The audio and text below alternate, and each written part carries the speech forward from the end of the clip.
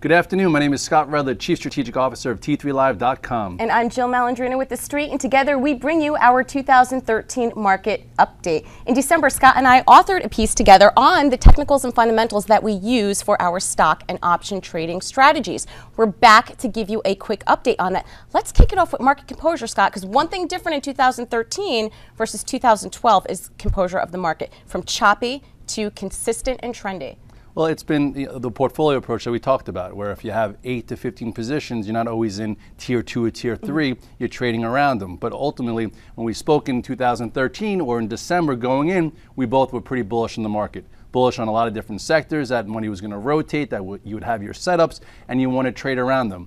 But the interesting thing is, once you get to some objectives, as in February that you thought might be mid-year or towards the end of the year, a lot of people have been asking us, what do you do now as a lot of the price targets were already met? Do you up your price targets? You take some profits? You trade around them? So a lot of people are having a little bit of difficulty trying to figure out what's next. Well, we have the 68% of the S&P companies have reported earnings growth of 6.5% and rev growth of 2.2%.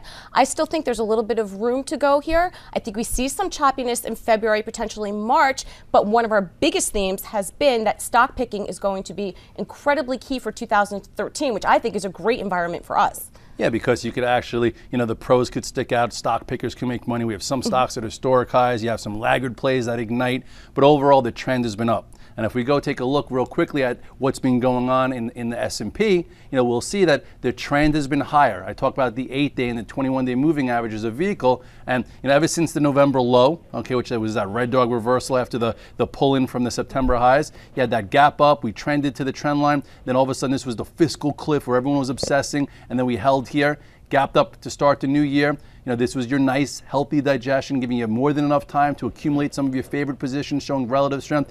Then we took out 1474, and we've been trending ever since. Up here, it's been a little bit choppy, but it's been better just to trade around your positions than saying, okay, we're at a top, I'm bailing, because we haven't seen that type of environment yet.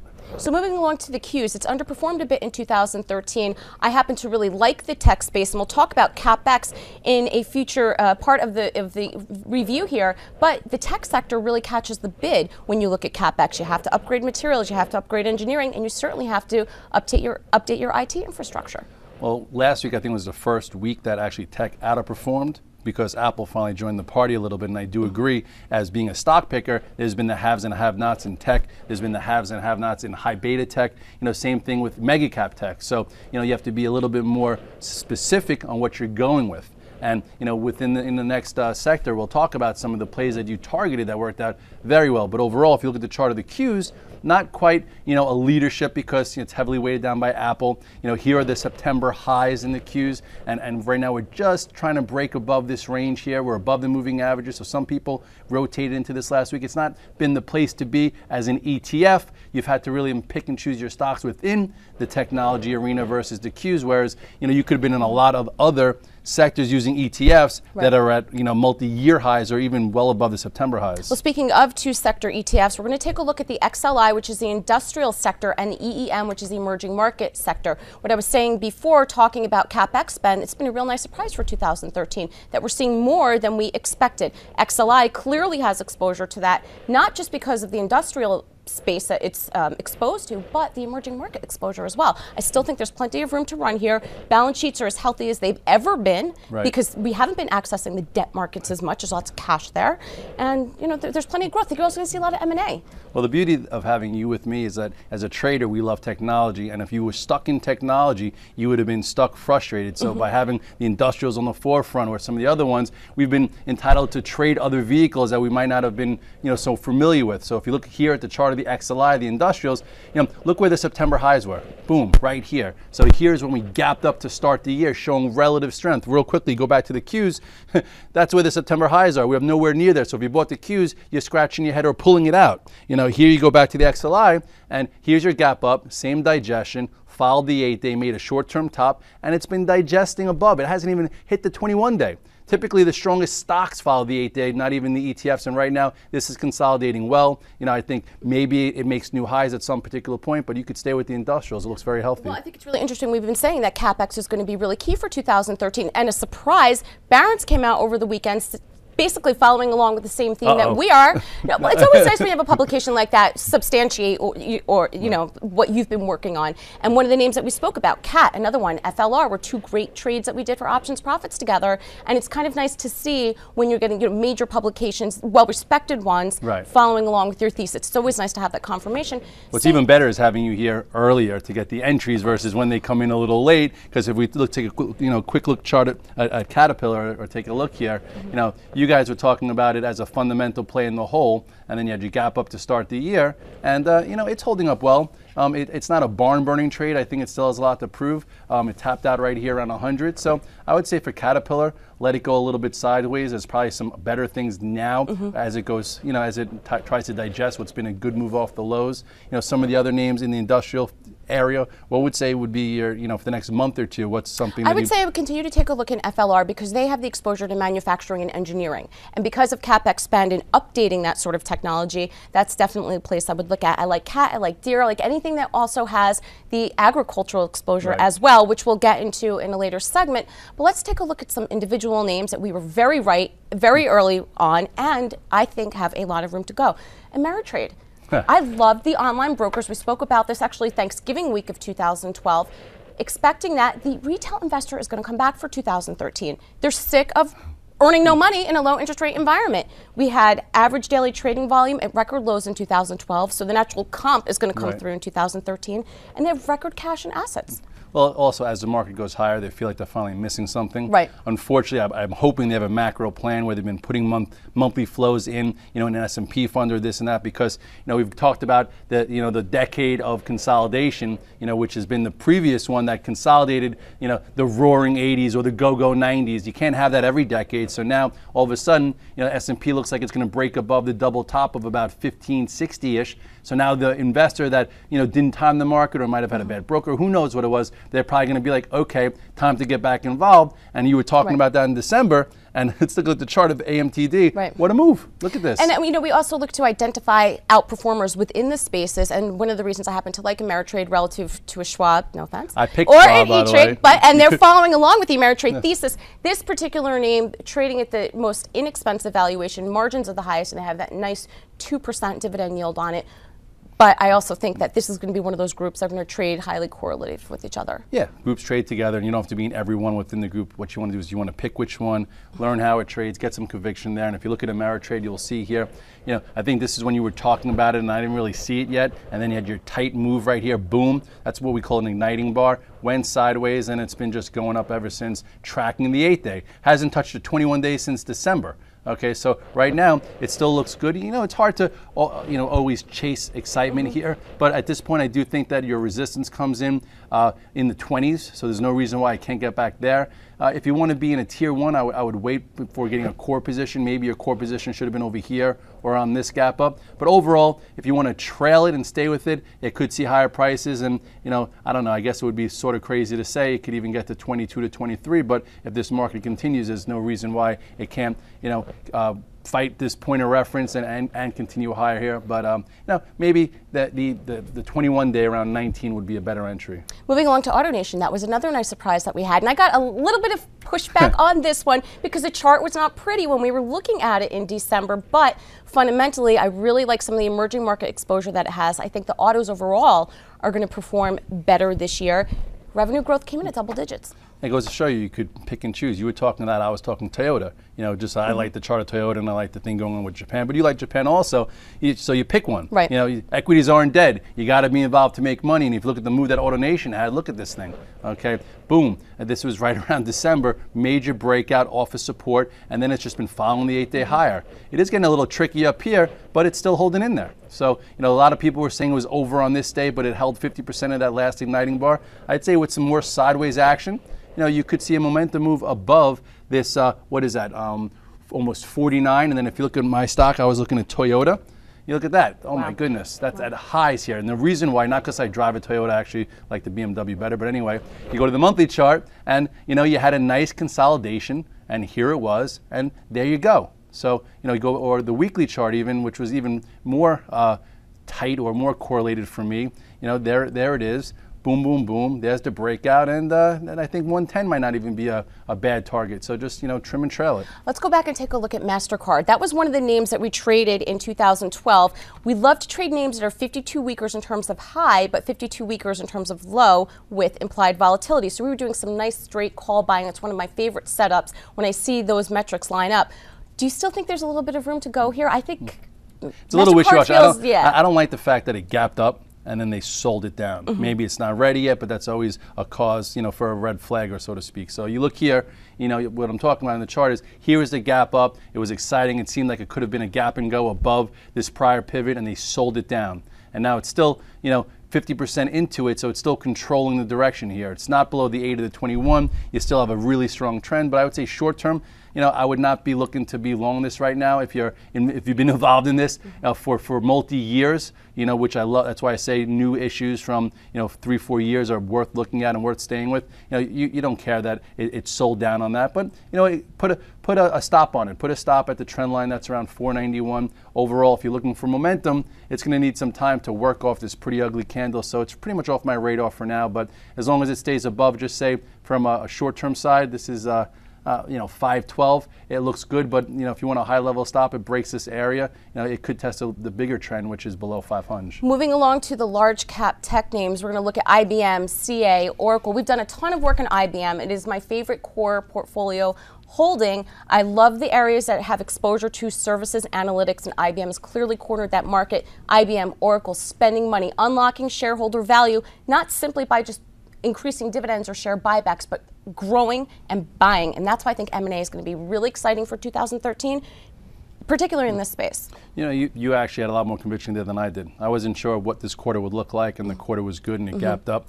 But if you weren't in there for the actual earnings, you've probably been pulling your hair out since, because you look here at the gap up. This was the gap up on earnings, and look where it is now. So if you chase the excitement, you're scratching your head saying, what am I going to do now? So at this point, it's been choppy. If you're a macro investor and you've been just sitting in it, this has been one of the chosen mega caps that actually unlocked a lot of values. But here you are in this upper range. So just make sure it stays in it. It's been very choppy and not the best trade out there.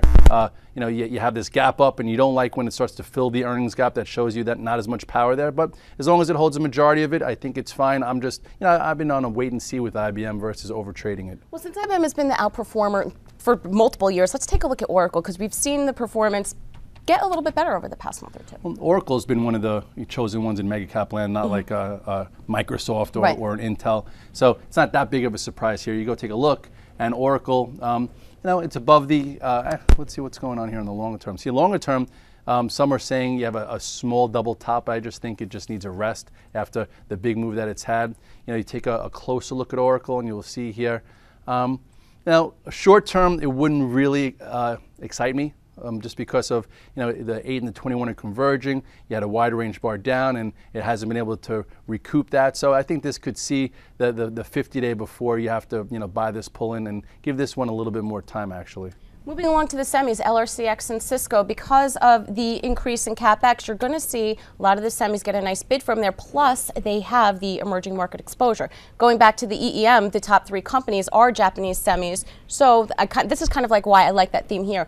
LRCX is something we started to take a look at in the beginning of January. The Novellus acquisition starting to bear some fruit. We got some nice visibility into earnings, and they're expecting shipments to be stronger. So those are the key things that we're looking for, is better earnings visibility because of the nice surprise of CapEx. Right, and this one's been trending, and if you take a look at the chart here, nice time trade in the end of the year when it broke above 38, but now it's coming into a pretty big level. You go look at this weekly chart, and you will see there will be a decent amount of resistance coming into this 43 to 45 area, but keep riding it. It's above the 8-day. It's a bit of, the whole semi group is somewhat of a laggard trade anyway because of what's gone on with the PC market. If you're not involved with handheld, you're not really getting much love, and even if you are there, it's been difficult too. But at this point, this has been a really nice trade, and as long as it stays with the 8-day, I think it's, you could continue to just ride it out and stay with that theme, because that theme seems to be working. Now, how about Cisco? Because they report after the bell on Wednesday, and this is always a big one in tech land.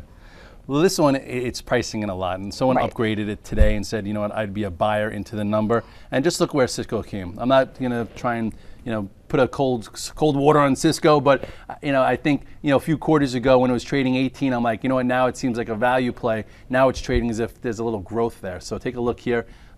This is the stock, and this is where it's come from. It's had a pretty nice move from last summerish.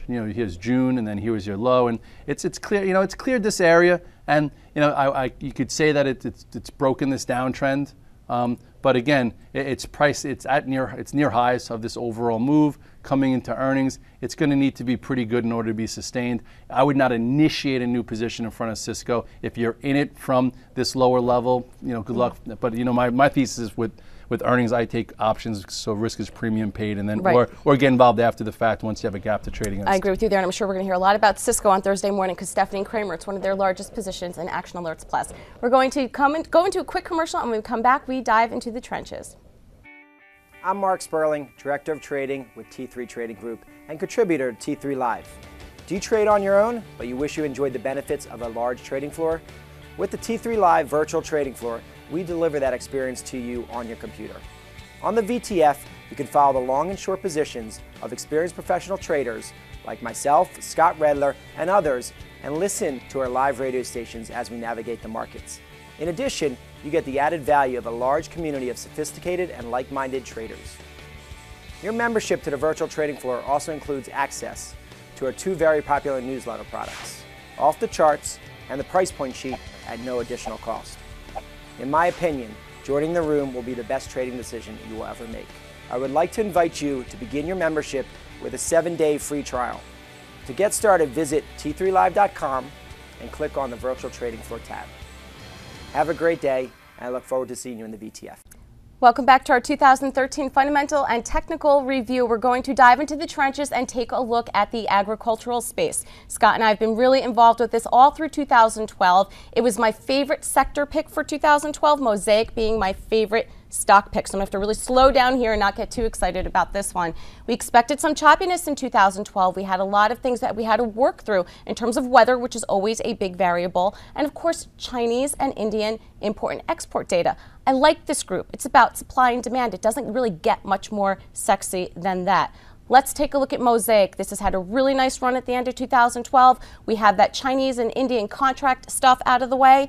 The Cargill lockup comes off in May 2013. Those shares already exist. It's not dilutive. I think M&A is really going to heat up, and I think momentum's going to continue here. Yeah, this one you've really had to pick your spots. You had to either say, I'm going to hold it, give it a long-term thesis, or if I'm going to trade it, it's very streaky. This one is like a streaky machine.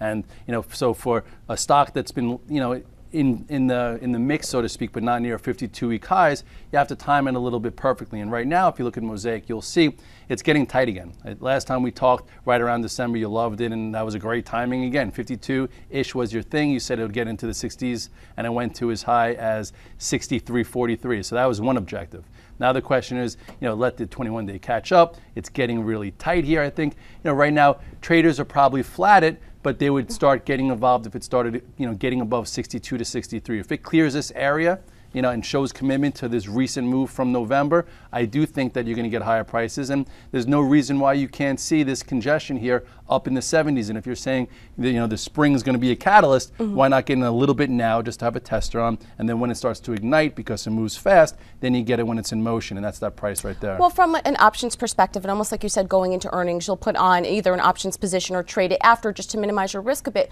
One thing you can do for the options traders out there, take a look at a straddle. For a lot of these names, whether it's in the agricultural group or not, these names are continuing to either be at 52-week highs or just continuing to break through key points of resistance. If the implied volatility on it reads relatively low, don't make so much of a directional bet in terms of stock price. Make a bet more on the volatility, and that's what a straddle does. You don't really care where the movement of the stock goes. You want it more neutral at best, but you're really looking for those moves in the volatility. That's one way I would have my guys take a look at it.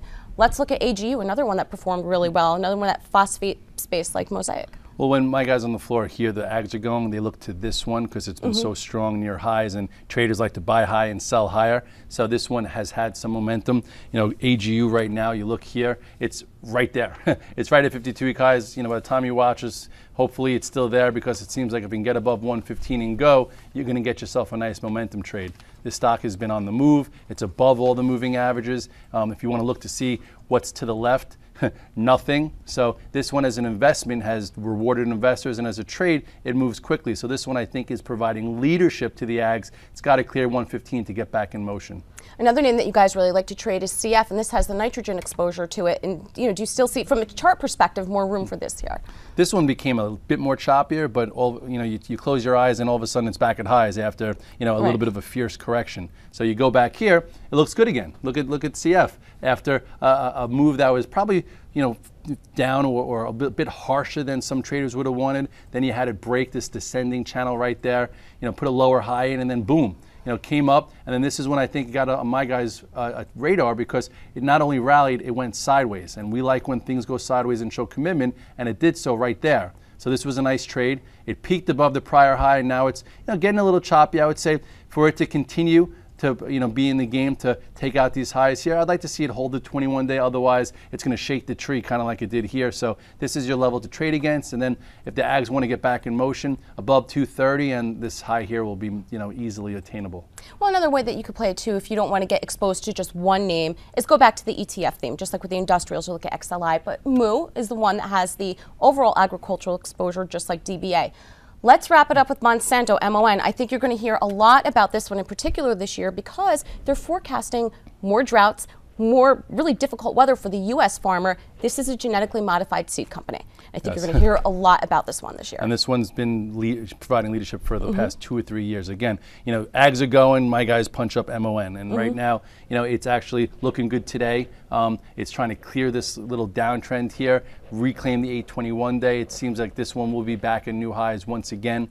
Here is where you could have had a nice core trade when it broke above 92. It was above the September highs early. You mentioned MO. I just want to talk about again, if you're having a problem picking any of these, the reason why Jill picked this sector to start this year also is because of the relative strength here. Look where the September highs were.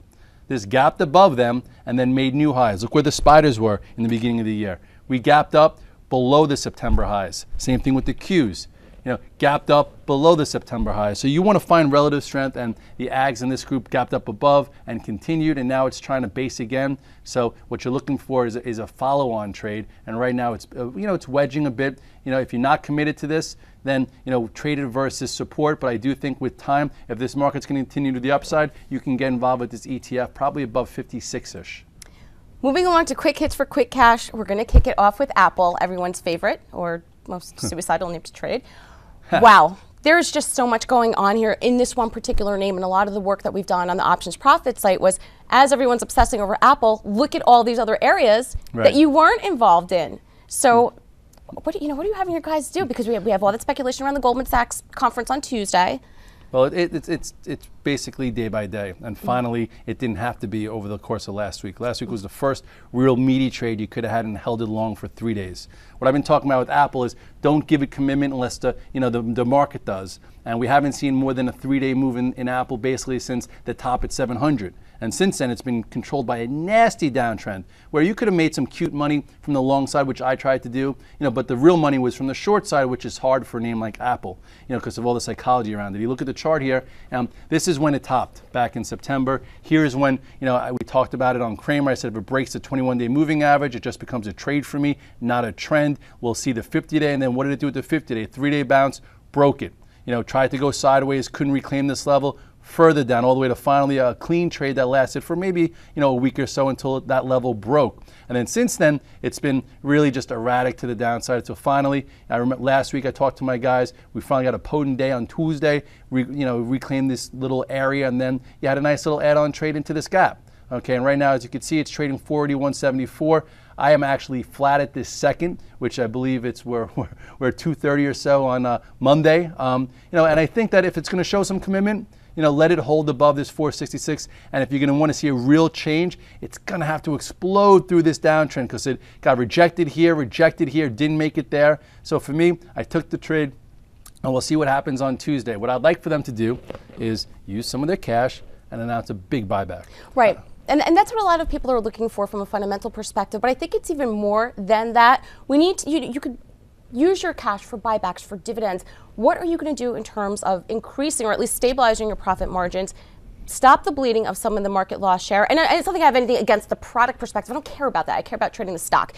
We have 2 iPhones at home. We have 2 iPads. We have it all. Right. But I think what we really need to hear from the fundamental perspective, margins, market share, and what are they looking to buy? Okay, we can sit here and talk about Jobs and the loss of Steve Jobs and the loss of innovation and so forth. What are you doing with all that cash? Buy something.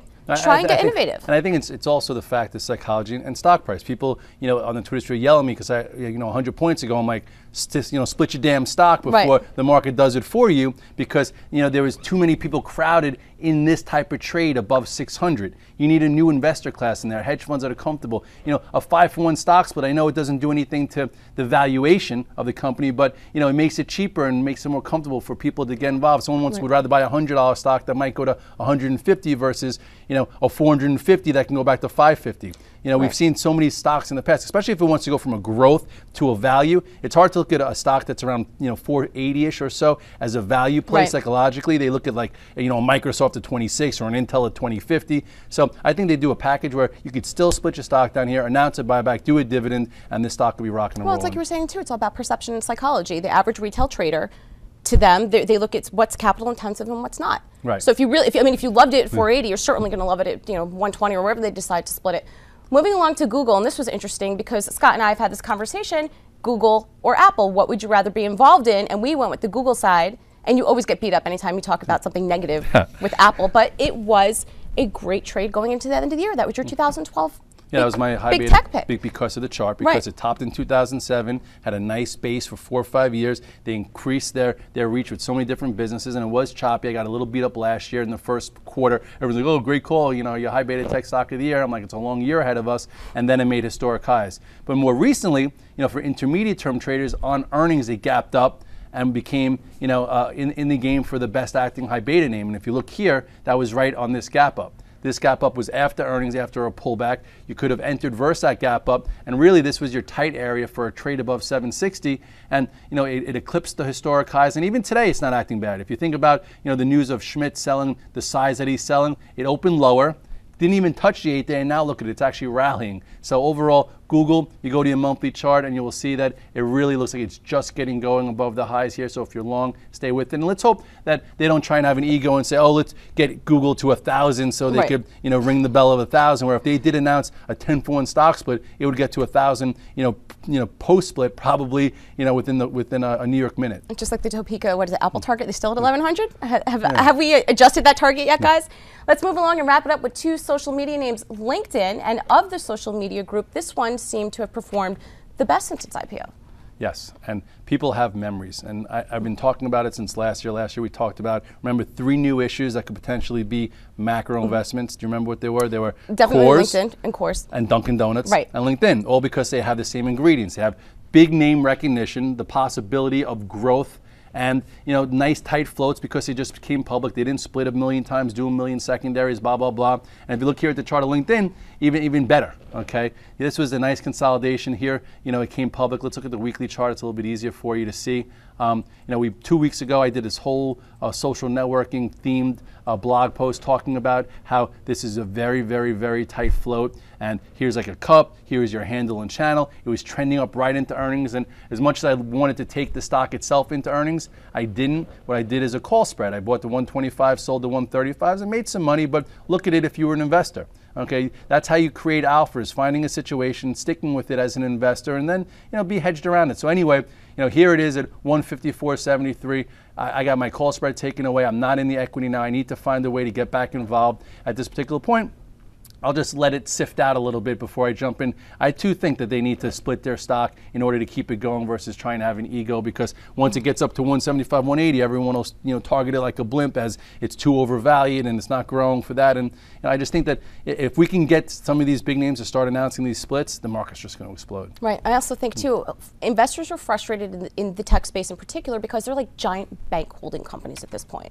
And they want them to do something, grow, continue to find that innovation, and the only way that's going to happen is if we can see consolidation and some nice M&A activity within this space. But to wrap it up with social media, what are your thoughts on Facebook? Well, Facebook in the 2013 thesis, it was trading around 24, and my target was 32 to 34. So it goes with the fact, what happens if your target gets met in the first 30 days of the year? Luckily, it happened going into earnings, and since I don't take stock into earnings, I was able to sell in front of it, because the target was met. I think I actually sold into the invite. But anyway, you look at the chart here at Facebook, and you will see that this is when you saw some commitment to it. Huge move to fill that gap from the the few quarters ago earnings, consolidated, went again into the invite. Here was when it was basically looking for earnings, and now it's it's showing a little relative weakness. I will say right now that if it breaks this, uncommitted money will probably sell, and you might see a move to retest the mid 25s. But I will say right now, Joe, because sometimes when you have conviction, sometimes you don't. The highs of the year are not in for Facebook. Right. And, if someone in 6 months from now wants to throw this video at me, throw it at me. It's fine. 3 weeks ago I said it's only a matter of time for LinkedIn to break above 125 and go to 155, and it worked out well. I'm not trying to show conviction out there, but I'm just saying Facebook, to force the will, wanted higher. It went a little too far, too fast. Analysts upped their expectations. They made it a little bit faulty at this particular point. Pick your time frame. At some point, I will get back involved when I see an igniting bar, when I see the reversal, and then I do think that the high that we put in a few weeks ago is not the high. I also want to remind everyone, too, if they ever want to ask us questions directly, what we think about a particular name, a sector, a theme, you can always reach us on Twitter. We do that a lot where we communicate directly with our followers. You can find me at Options Profits, and you are at Red Dog T3 Live. That's easy to remember. All right, guys, catch Scott every day at the end of the day as he wraps up the charts for us on Real Money Pro, Options Profits, and T3Live.com. Have a great week, everyone.